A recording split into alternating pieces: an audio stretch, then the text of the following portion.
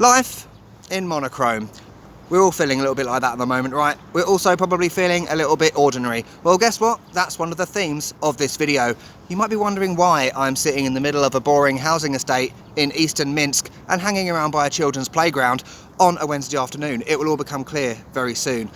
We're going to be going from the relatively ordinary and mundane to something absolutely extraordinary in this video. And also I want to touch on a subject that is at the forefront of everyone's mind at the moment, using the current situation in the world as an opportunity. But first, there's something I really want to do before we explore some more of Minsk. It's behind me. Job done. Let's go.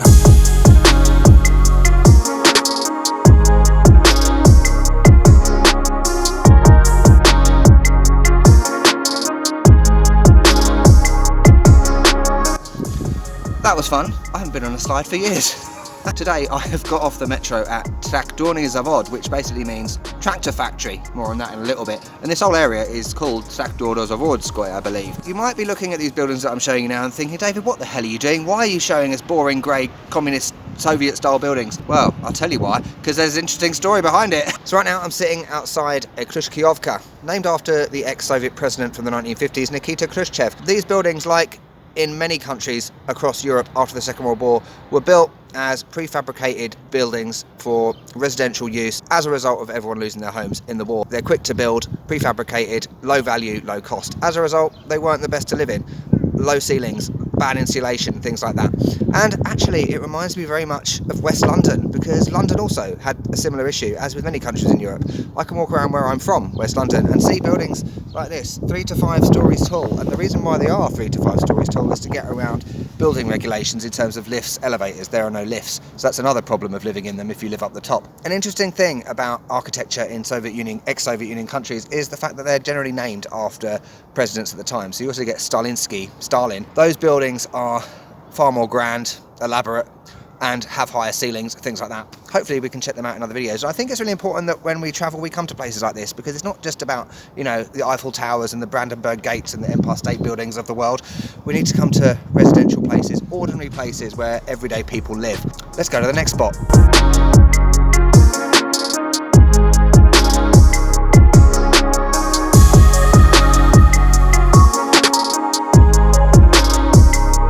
Well, I'm not going to bullshit you. I probably know more about vaginas than I do about tractors. But anyway, tractors apparently are very famous in Belarus. I did not know this. There's a Belarus tractor, thrilling, and they're used in America, farming, things like that. Everywhere you go, you'll see tractors all around Minsk, as well as bisons. Bisons are the national animal. You see them everywhere too. Not real ones, like ones made out of bushes, you know what I mean? Yeah, I'm not going to lie, you know, I'm not going to say that the Tractor Works is my top 10, one of my top 10 places to go in the world, but, you know, you've learned something about Belarus that you didn't know about 30 seconds ago. Brilliant.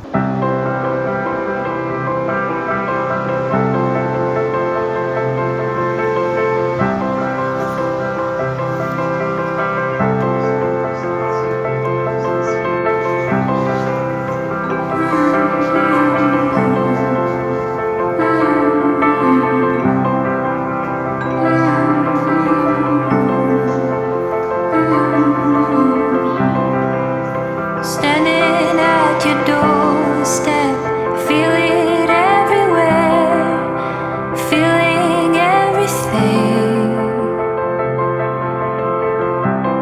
Still hours left of daylight, remember everything except the final swing. You were buried deep within me, always in a fever, always on my skin. All of us take the same road, try to understand. There's no way we can win in this land. Right, enough grey buildings for one day. We are now in Gorky Park, which is a gorgeous little park in the centre of the city. It's right near where I'm staying. Look at it. Blue skies. I might even take my jacket off. Summer is coming. You just saw daffodils. Spring is here. And It's kind of like Chapultepec Park in Mexico City, but a smaller version. So there's a Ferris wheel, there's a planetarium, there's daffodils, there's little stalls everywhere, women selling popcorn. She gave me salty popcorn instead of sweet. Who has salty popcorn? Not me. Apparently I did today though. And also, I came here on Sunday and it was like deserted, and for obvious reasons, you know, and Minsk is becoming more deserted day by day. More people are working at home, things like that. Right, it's a lovely spring day in Minsk. I'm probably lying in dog shit, but what can you do? Worst things have happened, right? And look at that Ferris wheel behind me. Beautiful. There are also two people snogging behind me on a bench. Hello, social distancing. If you're stupid, you might not have noticed that there's a bit of a metaphor to this video. Things are getting brighter, things are getting better, at least hopefully they will do. As I said at the beginning, this is a great opportunity at this time to learn new skills, to better yourself. And I know that if you are having dramas with your job, if you're in the shit with your job, you're going to be feeling like crap and you're not going to even want to learn new skills and better yourself. But we have to. That's the reality of it. I did it 4 years ago. I left the UK. I started teaching English online. I started doing YouTube. And yes, it was scary. Yes, I was ignorant in the beginning. I knew nothing about it. I had to learn new things and it took time. But I got there in the end. And that's the real message of this video, in that we need to be using this time as a useful time, not to be sitting around lying in bed eating pot noodles in our pajamas. I've done that. We need to be using it for something useful. So the last spot we're going to actually is very loud, it's very bright, it's very brash. Hopefully that will be your life coming up soon.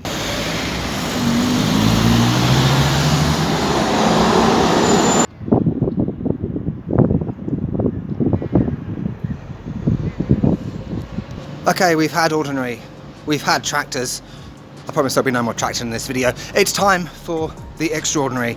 So in about 10 seconds, you're going to be as shocked as a nauseating, sexy travel YouTube couple pretending to be shocked just to get views. Okay, if I asked you where in the world has the largest example of street art, you probably wouldn't say Minsk, right? Fucking wind. It is Minsk. Look at that.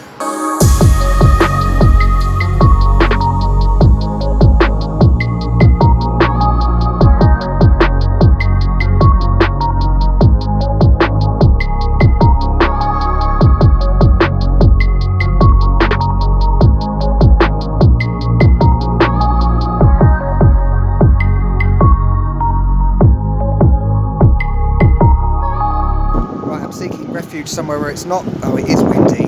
But anyway, who would have thought it? Unbelievable, right? Minsk, street art, you think it's all grey and boring. It's not really unbelievable for me because I read about this a few weeks ago, but probably for most of you, it is unbelievable. So basically in 2014, this whole road was just a boring, grey factory industry area.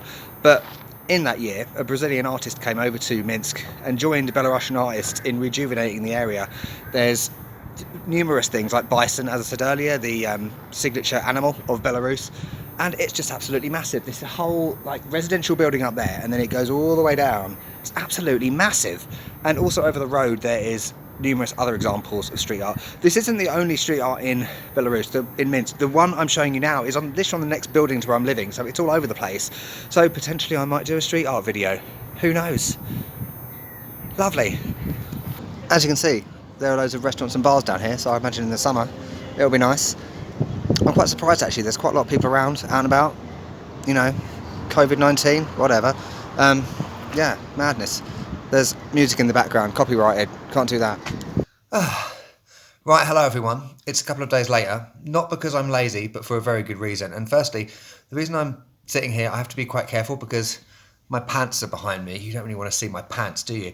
Anyway, the good reason is this. So I mentioned in the last video that the Belarus government has extended the visa-free thing from 30 days to 90 days. This is my passport, and without showing you my personal details, I've spent 4 days this week trying to do that, extend my visa. So the good news is I have now extended my visa until mid-June. I'm going to do a video about visa extensions coming up. So that's great news. That's one weight off my mind.